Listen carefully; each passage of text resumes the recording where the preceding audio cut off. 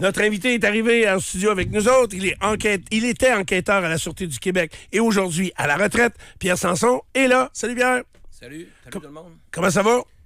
Pourquoi tu veux savoir ça? Es-tu en forme? Oui, je suis en forme. J'ai réglé mon problème de gin. Là. Maxime de la sac à l'ozone m'a réglé ça. Mais ça se peut pas que ça goûte à rien. J'ai oublié de te dire que oui. Ouais. Ça goûtait le petit jus que je mettais dedans. OK. Dossier réglé, on passe à un autre sujet. Ah, passe à d'autres J'ai assez sujets. l'air fou comme ça. Tout le monde m'en parle, ça habitude. Mais pour vrai, j'en ai parlé à mon entourage, puis j'étais crampée. J'étais comme, ben voyons donc qu'ils ont, dans la recette, oublié de mettre l'alcool. Fait que toi, tout le long, tu pensais que tu étais Il y a eu rendu des articles alcoolique. dans Québec, Journal de Québec, Journal de Montréal. Là. Il y a eu des articles Oh, oui. qui ont été faits là, sur cette compagnie-là. Oui. Est-ce qu'ils ont été capables d'estimer combien de bouteilles avaient Je parlais de été... 180, je pense. Ah ouais, Ouais. OK. Fait que tu es tombé là-dessus, tu es venu Ouais. 4 des 180. Et voilà. Bon, Pierre Sanson, il se passe beaucoup de choses. Premièrement, moi, j'ai été très surpris parce qu'on s'est écrit après l'entrevue que j'ai fait avec Maître Montmigny qui disait, écoute, on dit toujours la même chose à nos clients quand ils sont arrêtés. Dis rien, pas de commentaires, parle pas, puis on le sait, puis on le voit bien des fois, les gens ont de la difficulté à pas parler, puis les policiers, vous avez certaines techniques pour faire parler le monde aussi, là. J'ai écouté ton entrevue avec Maître Montmigny, qui, soit dit en passant, il est bon, Vincent Montmigny. Il est bon comme avocat, il est bon en entrevue. C'est un bon avocat qui défend des bandits. Bon, nous autres, on n'a pas d'animosité envers eux autres, les policiers ou les anciens policiers. Au contraire, tu sais, si mieux qu'on s'entend, mieux que ça peut être pour des règlements. Sauf que ce genre d'avocats-là qui défend le crime organisé, ben devant leurs clients, souvent, sont un peu plus discrets avec nous autres, puis je pense que c'est comprenable. Où est-ce que je suis en désaccord avec lui? Puis si j'étais dans ses bottines, je serais probablement en accord avec lui. C'est que lui, sa clientèle, c'est des vrais crapules. C'est des récidivistes. Heureusement, c'est payant parce qu'ils reviennent. Fait qu'il y a déjà une bonne clientèle qui vont le faire vivre une bonne partie de sa carrière. Mais si toi, tu te fais arrêter, Stéphane Dupont, là, quelqu'un qui est public comme toi, puis t'as pas commis le geste que les policiers te reprochent, on t'arrête pour un dossier, si on veut, de harcèlement criminel. Puis tu t'appelles ton avocat, Vincent Montmigny, ou un autre avocat, puis il dit... Ferme ta gueule, garde le silence. Puis, ce qu'ils vont faire, c'est que les policiers vont prendre la version du plaignant ou de la plaignante, ils vont soumettre le dossier au DPCP et tu vas être accusé automatiquement et tu n'auras pas eu la chance de défendre. Tu vas pouvoir te défendre dans X nombre de mois ou d'années, mais là, tu vas avoir perdu ton emploi ici, tu vas avoir fait le front page du journal, de tous les médias, et quand tu seras acquitté dans 2-3 ans, tu vas être dans la 20e page avec un petit carreux comme de quoi tu es acquitté. Et ça restera toujours l'image que j'ai été accusé d'harcèlement criminel. Au lieu de nous dire, puis tu vas te faire une référence, puis je peux t'en parler parce que ce dossier-là avait été médiatisé. C'est Éric Lapointe, le chanteur. Il avait été arrêté à un moment donné, une fille de La Chute. Il avait été arrêté par les crimes contre la personne de la Sûreté du Québec à Montréal. Puis moi, j'étais à l'époque à Québec. Puis lui, Éric Lapointe, il s'était décidé de parler. Il avait dit non, j'ai pas harcelé cette fille-là.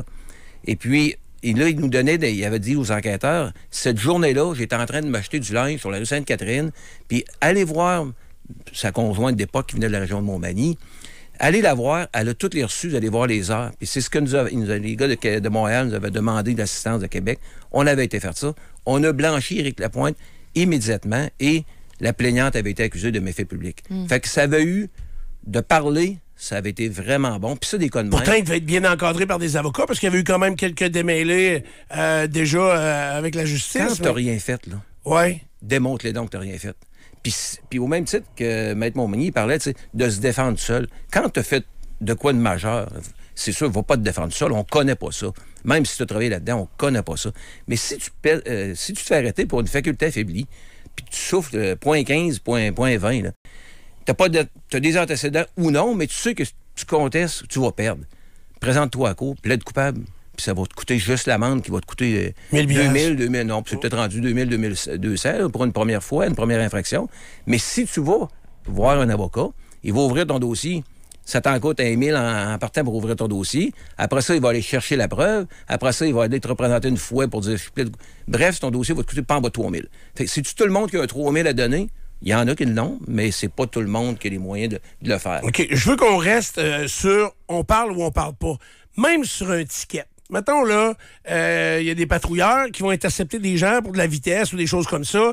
Puis moi, je me souviens que des fois, j'ai voulu contester des tickets de vitesse et Et là, je réalisais que tout ce que j'avais dit aux patrouilleurs au moment de l'interception avait été noté. Moi, j'étais impressionné même du fait que, avec tous les petits détails, quasiment comment j'étais habillé, puis j'ai dit ouais, mais là, je m'en allais à telle place. C'est ce qui démontrait que j'étais pressé. Fait que ça jouait contre moi.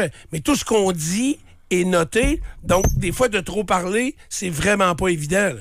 Les policiers, les patrouilleurs qui vont intercepter quelqu'un pour une infraction au CSR, ils vont tout noter, effectivement, mot à mot de ce que tu as dit, ton habillement. Ils appellent ça baquer son billet d'infraction.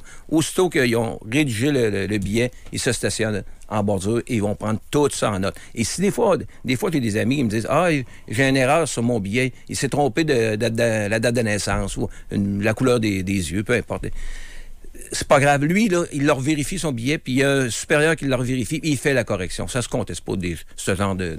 Mais beaucoup pensent que quand il y a une erreur, juste sur la couleur de la voiture qu'ils ont interceptée, c'est de quoi qu'ils ont une cause gagnante parce qu'il y a eu une erreur. Mais c'est pas vrai, ça, là. C'est pas vrai. Les policiers font la correction souvent en arrivant au bureau, puis ils vont envoyer un correctif après ça au greffe.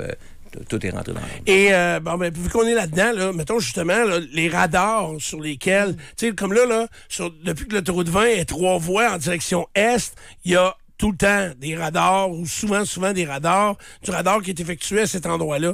Quelle est la précision des guns que vous avez dans vos voitures, des radars que vous avez dans la main dans les voitures? C'est excessivement précis. Je ne pourrais pas l'expliquer parce que je ne suis pas radariste, je l'ai été, mais ça fait tellement longtemps. Mais c'est très, très, très précis. Ça réfléchit sur l'auto. C'est sûr que s'il y a 3-4 véhicules là, qui se chevauchent, il faut que le radariste soit vraiment bon. Mais il n'y a pas juste au radar, ici aussi, à ses yeux. Tu sais que celui de droite va dépasser celui de gauche. Fait qu'il voit bien que c'est le bon qui réfléchit là, sur son radar. Donc, c'est très précis. C'est précis, puis c'est difficilement contestable. C'est pas contestable. Là, c'est ça, hein, c'est ça. OK. Maintenant, on a parlé également dans l'actualité ici des libérations conditionnelles. Puis, on trouve qu'il y a des gens pour des crimes graves qui sont libérés souvent très rapidement. Premièrement, ils vont avoir fait de la détention préventive qui compte 1 fois et demie. Puis là, après ça, ils vont arriver avec la sentence, puis on va enlever ce qu'il a fait avant, puis plus 1/3 de la peine, puis ils sortent, sont dehors souvent plus rapidement, ou en tout cas trop rapidement. Les 10, 15, 20 dernières années, on a pris une tendance vers la gauche beaucoup, hein, la politique de gauche. Et puis ça a fait, comme quand Justin Trudeau a été élu, on s'en est parlé l'autre jour, lui, il avait pris tous ces agents de libération conditionnelle, puis ils avaient tout changé. Et pas nécessairement par du monde qui ont les formations pour faire ce genre de travail-là. Alors, le mot d'ordre était réinsertion, on libère les gens, puis les gens étaient libérés de plus en plus. Puis, vous voyez ici, juste à Québec, là, le dossier là, de Marilyn Lévesque là, qui avait été tuée par Galaise. Oui. Bon. Il était déjà en libération conditionnelle. Il y avait dans ces conditions qu'il avait le droit de consommer du sexe, ce qui est illégal. Ça n'a pas de bon sens. Il était où, les féministes, ce jour-là, là, pour venir défendre la petite Lévesque puis monter au front, comme il avait fait dans MeToo avec le député libéral? Il était où, eux autres, là? Parce que c'était de la gauche, ils n'ont pas voulu trop s'en mêler? Ou parce que c'est une travailleuse du sexe? Ouais, c'est ça, parce que son agent de surveillance était au courant qu'il payait pour du sexe. Ben ouais. Puis on le laissait faire. Puis pourtant, son crime, c'était d'avoir tué sa femme qu'il l'avait laissée. Fait que c'est là où la boucle finissait pas par s'attacher parce que c'était complètement illogique qu'on permette ce genre de geste-là. Là. Tant qu'on va avoir de la gauche qui vont être au pouvoir, on va avoir ce genre de libération conditionnelle. Mais pourtant, la justice devrait être complètement indépendante. C'est qui siège sur ces postes-là? Souvent des amis du parti. OK, mais pas des juristes, pas nécessairement des anciens policiers non. ou des... Ah, tu peux en avoir au travers là, qui vont avoir des bonnes formations. Il n'y a pas personne là-dedans qui n'a pas été à l'école. Ils ont tous des bonnes formations, mais pas spécifiquement dans ce domaine-là. OK. Il y a eu encore plein de gestes criminels au cours des derniers jours, surtout. Tu sais, autant à Montréal, un individu rentre, il tire quelqu'un au hasard. Il y a eu des meurtres également en plein jour. Puis là, plusieurs médias semblent dire que ça devient... C'est aggravant de voir des meurtres en plein jour, puis on voyait pas ça avant. Bien, les médias, ils ont une mémoire courte, comme nous autres aussi, mais... Les meurtres ont tout le temps eu lieu en plein jour ou presque. Souvenons-nous, là, si on parle de la région de Québec, là, parce que Bobby Le Grec à Montréal, ça a eu lieu dans Starbucks à Laval. Bon, mais souvenons-nous, Alain Lulu Leclerc qui s'était fait tirer à Charlebourg ou à Ashton par Gérald Galland. C'était dans la Ashton. C'était en plein jour. C'était en début de soirée. Bruno Vanderberg à Hells Angel, à Montmareg en 96 à Québec-Brou, en plein jour, par Gérald Galland encore. Gérald Galland faisait beaucoup ses meurtres en plein jour. Mais beaucoup d'autres. Daniel Desrochers, le petit Desrochers, 9 août 1995, il y avait un jeep qui avait sauté. C'était en plein jour. C'est toujours en plein jour parce que pour les criminels, pour les assassins, c'est plus facile de trouver leurs victimes de jour que de nuit, évidemment. Fait que c'est toujours... Ça a toujours eu lieu, ça va toujours avoir lieu. Puis souvenons-nous, Robert Bob Savard, c'est un bras droit de Montboucher à Montréal, il y avait Gérald Galland encore. Il avait tiré une balle, puis une des balles avait accroché une serveuse. La serveuse était blessée longtemps, elle est allée à Tout le monde en parle, elle parlait de son expérience. Ça a toujours eu lieu... OK. Fait que Gérard Galland, lui, qui était tueur à gages, avait fait déjà des victimes collatérales. Parce qu'en faisant ça en plein jour, c'est là que les risques sont plus élevés. Oui, puis c'est lui qui avait tué le détective Luc Bergeron, là, à Sainte-Foy. Oui, dans Baptiste. C'est une victime collatérale. Puis je vais t'en donner un meurtre en plein jour où ce que tu es allé, t'en parles souvent, c'est Frédéric Debausse. Oui, c'est vrai, c'était un matin, les enfants attendaient pour un autobus. Dave Fredette, Montmareg des Hells Angels, qui avait fait le meurtre au centre de désintoxication. Fait que ça a toujours eu lieu, ça va continuer d'avoir lieu, malheureusement. Mais par contre, on l'a vu dans les médias, celui de Bobby Legrec, là, ça a sorti dans le Québécois, ont sorti qu'il y avait des policiers qui étaient en infiltration, en surveillance physique. Parce que quand tu es un caïd, souvent les Rock Machines nous disaient, on lui demandait pourquoi vous ne tuez pas Maurice Boucher? Ah, ben vous êtes toujours en train de le suivre ou de l'écouter. Ben là, c'est ce qui est arrivé avec Bobby Legrec. Il avait l'air d'être peut-être. C'est un caïd, il avait été menacé les journées d'avant, fait que peut-être que les policiers le surveillaient. Fait que il y aura peut-être des arrestations assez vite dans ce dossier-là. Puis un de ses proches, Bobby Legrec, qui a été tué donc dans le Starbucks, a été poignardé, lui, à la prison. Hein? En fin de semaine, là, j'ai vu ça à TVA. Donc, on ciblait ces gens-là avec beaucoup de force. Là, on continue de mettre de la pression. Hein? Les policiers continuent d'agir parce que, tu sais, il y a eu des incendies suspects de voitures encore à Québec, 3 fois plutôt qu'une en fin de semaine. Fait que comment on réussit à réagir? M. Legault, quand il a fait sa sortie en septembre, qui veut reprendre le contrôle, puis il veut continuer à attaquer le crime organisé, il faut qu'il continue à donner de l'argent aux policiers parce que depuis 1 an et demi, là, depuis qu'on s'en parle de la guerre des BFM, des Hells, d'abord, ça s'est estompé. Des crimes avec violence, des coupages d'oreilles, on n'en voit plus beaucoup. On n'en voit pas. Bon, des meurtres, on n'a pas vu non plus ici dans la région de Québec. Il ne faudrait pas que ça revienne parce que là, on dirait que c'est reparti vers Montréal. Puis normalement, l'Ouest, ça s'en vient tout le temps vers l'Est. Mais par contre, les policiers, le groupe de policiers qui a été formé avec la police de la Ville de Québec puis la Sûreté, puis un autre escouade, le narco de Québec, font des perquisitions sans arrêt. On a vu Donnacona la semaine passée, là, 1 kilo de cocaïne, des tasers qui ont été saisis, des méthamphétamines. Il y avait presque une pharmacie de médicaments sous ordonnance. Fait que les policiers continuent à mettre de la pression, mais à un moment donné, ils se font dire des fois, ben là, on n'a plus d'argent. Faut pas qu'ils se fassent dire ça.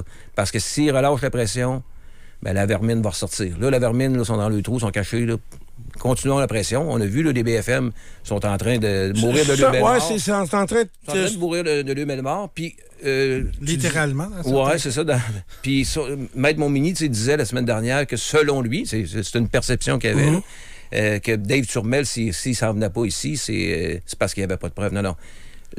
À ce qu'on sache, il y a eu 250 000 qui étaient offerts pour trouver Dave Turmel. C'est sûrement parce qu'il y a beaucoup de preuves contre lui. Il n'aurait pas lancé un 250 000 juste pour arrêter Dave Turmel. Mais c'est donc bien long avec... Là, il a été condamné en Italie. Là. Fait que ça reste que le compteur roule, puis s'il libère, on est fait. Là. Il n'a pas été condamné encore. Il est accusé en Italie, mais c'est pas long. Vous avez donné l'exemple de Rubens Denis, mais lui, il était arrêté là-bas, mais il n'a pas commis de crime là-bas, puis il n'a pas contesté son extradition. Il s'est envenu ici. Mais Dave Turmel, lui, il a commis des crimes là-bas, il doit être jugé là-bas, et probablement qu'il conteste son extradition. Lui, il ne veut pas s'en revenir.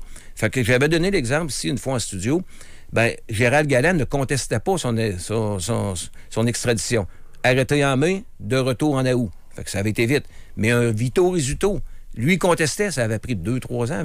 Lui, il aimait bien mieux rester ici que s'en aller aux États-Unis. Et là, Dave Turmel aime bien mieux rester là-bas que s'en venir ici, où ce qui va être attendu avec une brique pinfanale. Mais est-ce qu'il va finir par manquer d'argent? Si, mettons, on dit que le BFM est en train de s'effacer, puis que là, c'est un nouveau gang qui repart, c'est un nouveau nom, puis avec les mêmes têtes dirigeantes, mais lui, peux-tu se ramasser un peu plus pauvre?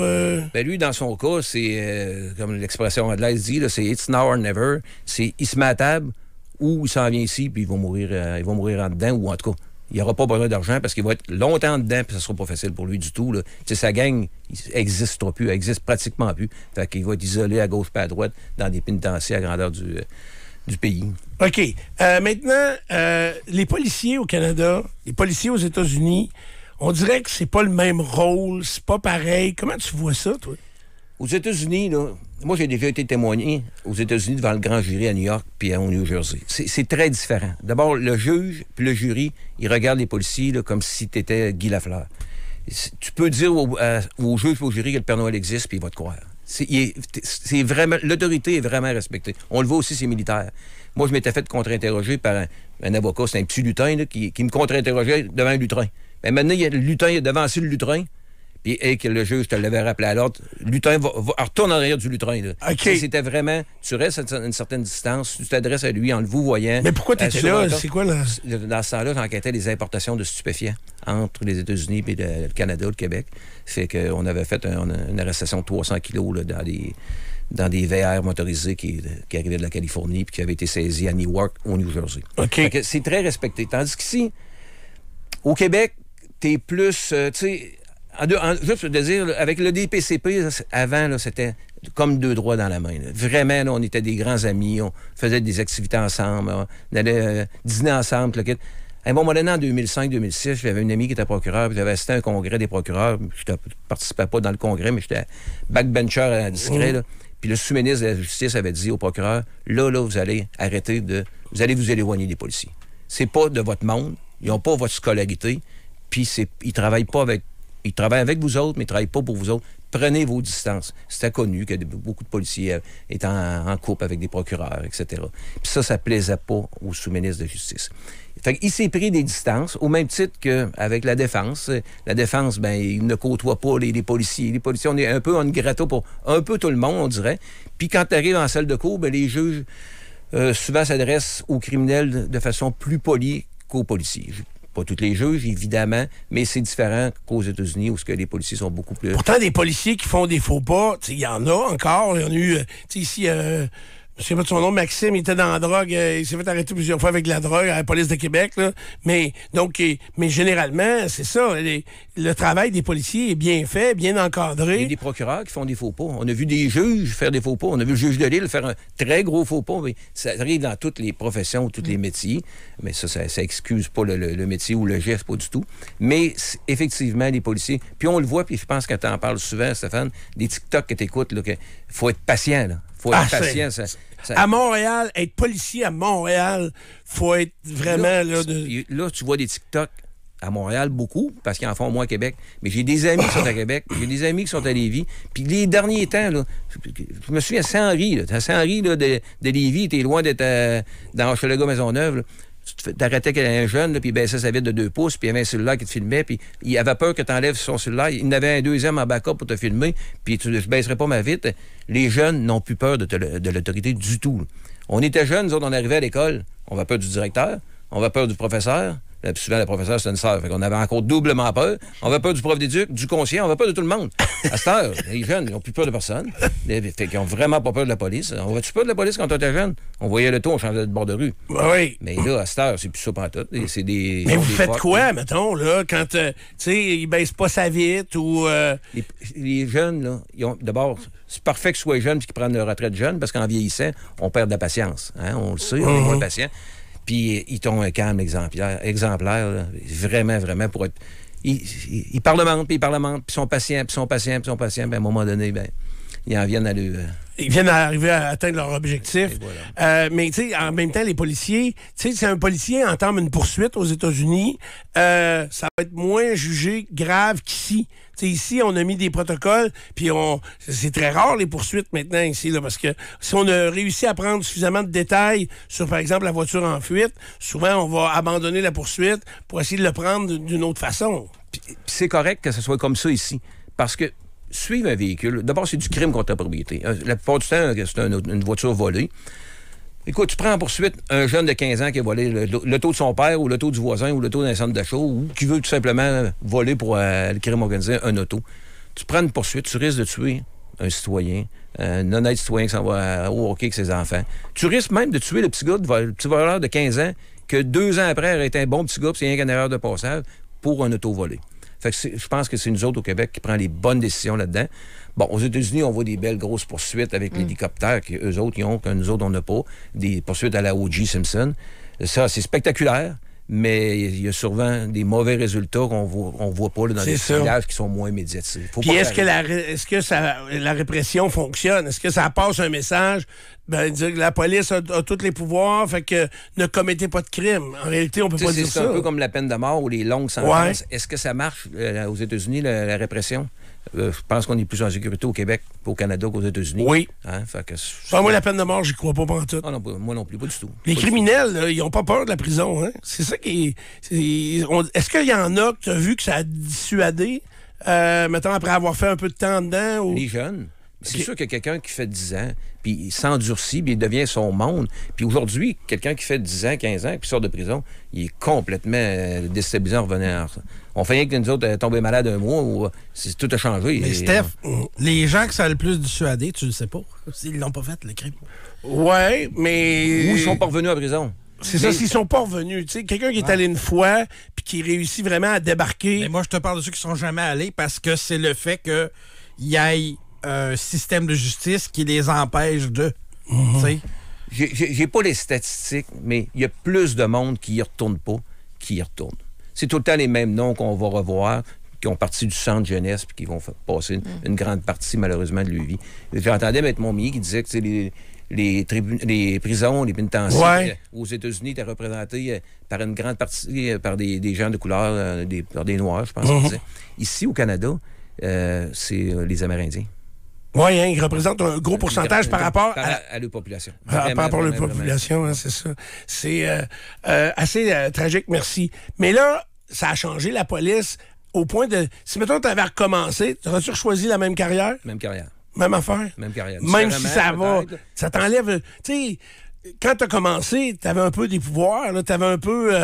T'avais plus de marge de manœuvre. On les perdait de plus en plus parce que là, il avait créé l'arrêt CETUCOM. CETUCOM, c'est que toute la preuve que tu recueilles contre une personne que tu enquêtes, il faut que tu lui divulgues. C'est que c'est comme si, quand tu l'arrêtes, c'est comme si tu vois, on jouait au poker, moi puis toi, là, puis moi j'ai le jeu ouvert, puis toi il est fermé. Fait que tu le sais qu'il y a une perte d'os.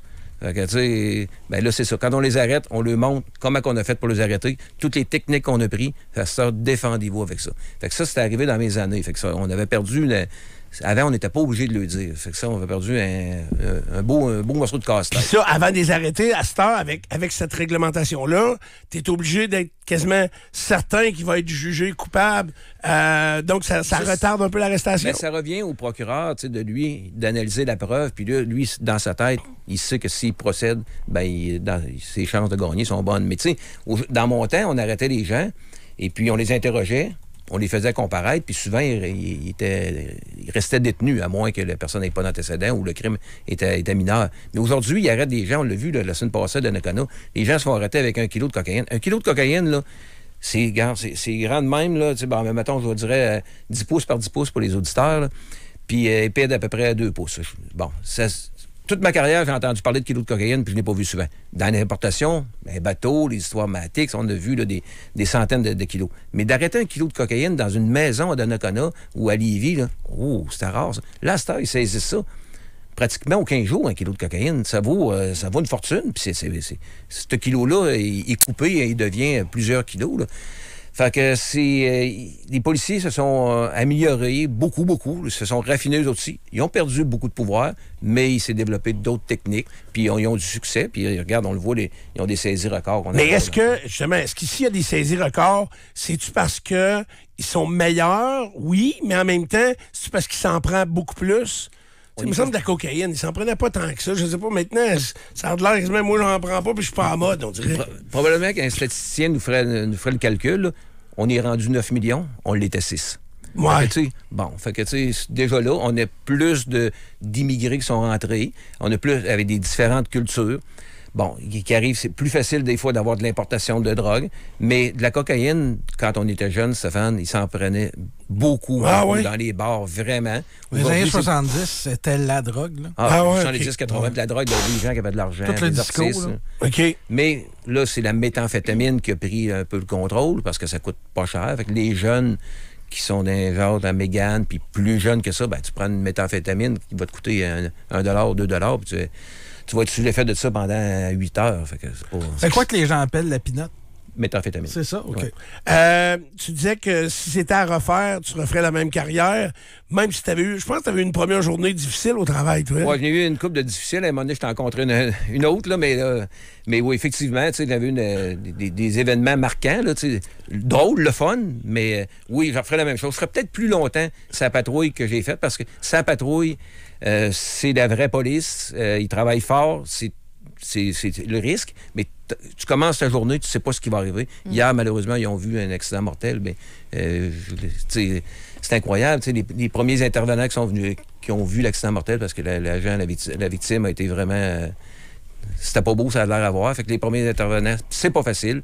Les citoyens comme ça, c'est pas facile, mais le travail de patrouilleur, au jour le jour, c'est jamais pareil. Aux enquêtes, ben là, ça a changé. C'est des travails de longue haleine. Puis souvent, ben, les gens sont remis en liberté après peu de temps. Puis quand tu perds une cause pour un petit vice de procédure, ben, tu investis beaucoup de temps. Ta famille t'ont pas vu pendant des soirs, des semaines, des mois. C'est un petit peu plus tannant. Quand tu voyais des cadavres, tu n'as vu des gens... Beaucoup? Même nous autres, les enquêteurs aux homicides, on allait aux autopsies. OK. On participait à l'autopsie. Le pathologiste nous expliquait exactement comment est-ce que l'autopsie... Ça, as-tu des ressources pour dealer avec ça après? Ou tu fais ton tough?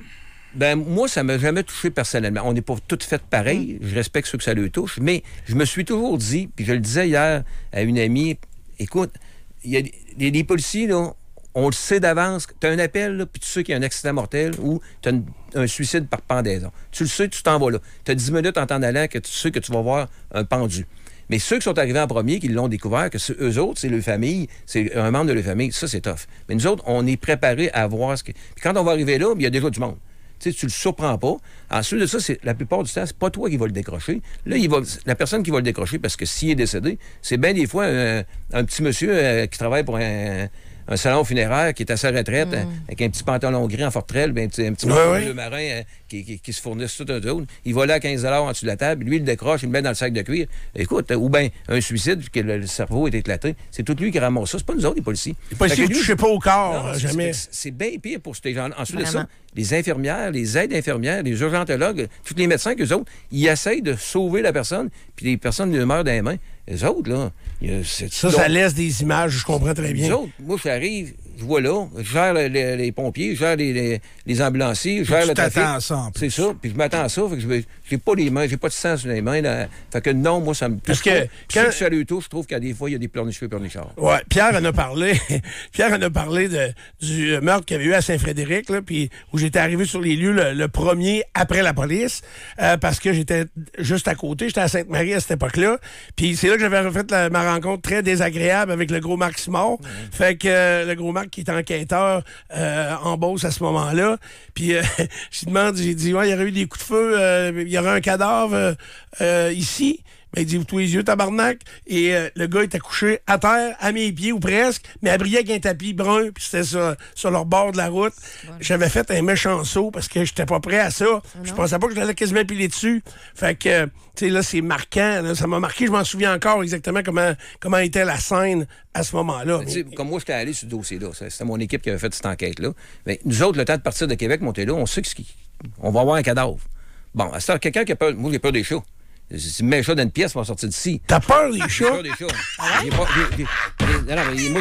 Non, je suis vraiment une guenille là-dessus. Là. Mais j'ai pas peur des chiens. Il y a un rottweiler, j'ai pas peur des chiens. Pas du tout, mais un chat. Et comment ça? Tu parles d'un affaire bizarre? Un gars pour me meurtre, moi, Jean-François Brochu, était chroniqueur à un moment donné. Je me suis sauvé de la maison en courant. Jean-François Brochu a presque déboulé les marches parce qu'il pensait que le gars de meurtre était armé. Puis là, finalement, c'était rien qu'un chat. Le gars n'était même pas là. Il m'en a voulu des mois de temps. Là, il avait assez fait peur. Mais bref, tu sais, j'ai pas peur des morts. Mais quelqu'un qui a peur des morts, ben, tu sais, j'ai travaillé avec une policière quand j'étais à Bellechasse, elle avait peur des morts. Fait que quand on arrivait, puis il y avait une mort par pendaison, une mort naturelle. Je dis, regarde, reste dans l'auto, Valérie, là, je vais m'occuper de ça, je vais faire les rapports. Mais quand on allait à des endroits où il y avait des chats, c'est elle qui débarquait. Elle devait me durer 5 pieds 2, 5 pieds 3, 110 livres, mais j'ai peur des chats. Comment tu fais pour rencontrer des femmes, d'abord? Ils ont toutes des chats, les femmes célibataires? Je pose la question. Avez-vous un chat? Ah, ça marchera pas. C'est non, ça J'ai le va chat être au non. moins. Très bon, t'es encore une fois excellent. Merci beaucoup, Pierre. On se reparle dans 2 semaines. Pierre Sanson, enquêteur de la Sûreté du Québec, à la retraite. Stéphane, je voudrais dire une petite chose. Je fais ça rarement. Mais souvent, j'ai parlé du décès de mon père. Oui. Mais il y a une personne encore plus importante que j'ai jamais parlé. C'est ma mère qui a eu 80 ans vendredi dernier. Fait que je voulais lui souhaiter une bonne anniversaire. Ah, ouais, OK. 80, ta 80 mère? ans. OK. En pleine forme. Puis, vous êtes combien dans la famille chez vous? 3. J'ai une sœur plus vieille puis un frère plus jeune. Ah, ouais, OK. Ben, c'est hot, ça. Faut le voir, puis c'est vrai. Puis, pour les gens qui veulent entendre l'histoire, parce que là, il y a encore des podcasts jamais ici dans la machine qu'on a déjà réalisés ensemble, mais qui devraient sortir bientôt. Et le podcast sur le décès de ton père est disponible sur Dupont Enquête. Vous trouvez ça sur l'application ou encore le site du FM 93. Vous avez tous les podcasts qui sont là. Toujours fort intéressant. Puis l'écoute, tu sais qu'on accote pas l'arquet. Ça fait que c'est grâce à toi, là. C'est pas grâce à moi. Ah, ben non, c'est toi. Moi, j'ai enquêté absolument rien dans ça. Là. On fait une bonne équipe. Puis, oui, mais tu sais que j'aurais toujours rêvé d'être enquêteur. Puis, à matin, je me disais ça, je serais pas bon. Parce que moi, je juge trop vite. Non, mais je serais bon pour essayer de voir. Mais moi, si je pense que quelqu'un est coupable, là, je vais avoir de la misère à m'enlever ça de la tête. C'est pas à toi à juger s'il est coupable ou non, c'est au juge. Oui, tu aurais fait un bon enquêteur, puis c'est pas pour dorer ton blason. C'est que tu t'adaptes à tout le genre de monde. Comme les interviews que tu fais. Tu interviews un ministre, un ancien ministre ou un vulgaire policier comme moi, tu t'adaptes un peu à tout le monde, puis t'es bon. Puis ce qui est important, c'est d'aller chercher des informateurs. Mais si tu as des préjugés contre les gens... Ouais, mais ça, tu deals avec ça parce que tu te dis... Là, il faut que je me trouve un informateur, là. Puis ça, tu aurais de la facilité parce que tu es tout le temps dans des endroits où tu pourras en trouver des bons informateurs. Je côtoie les informateurs. Non, mais tu les écoutes, puis tu sympathises, puis là, tu as beaucoup d'informations. Puis tu te dis, ben regarde, ça va me permettre d'arrêter telle personne, puis moi faire bien attention, moi faire ma job comme il faut pour qu'il soit condamné. Fait que là, tu dis, oui, j'ai un préjugé, mais j'ai tellement un préjugé que moi, te faire condamner mon corps. Ouais, je comprends. C'est ça. Mais à ce temps, avec toutes les règles qui ont changé, tu interceptes un petit voyou la nuit là, pour un stop, mettons. À l'époque, tu avais le droit de fouiller le véhicule. Ouais. À ce temps, ça te prend un mandat, hein, tu n'as pas le droit de fouiller le véhicule. À moins qu'il y ait des motifs vraiment sous le champ. Mais tu t'adaptes. Puis, regarde, c'était-tu pareil, la radio, il y a 20 ans? Non, c'est sûr. C'est beaucoup plus encadré. Tu t'es adapté. Puis, on est récalcitrant au changement en vieillissant, mais... sont jeunes, ils sont bons, les policiers. Les jeunes sont très hâte. Merci, Pierre Sanson. Au plaisir. On s'arrête quelques instants. Bougez pas.